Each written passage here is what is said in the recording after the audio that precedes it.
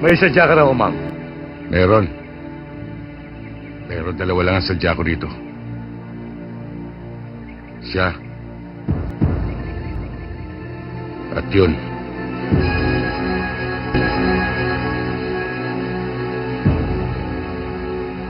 Bakit? Anong kailangan mo sa amin? Maaaring hindi niyo na ako namumukan. Dahil may 2 taon nang nakakaraan. Sa bahay ni Judge Di Mayuga. Ako lang ang natirang buhay.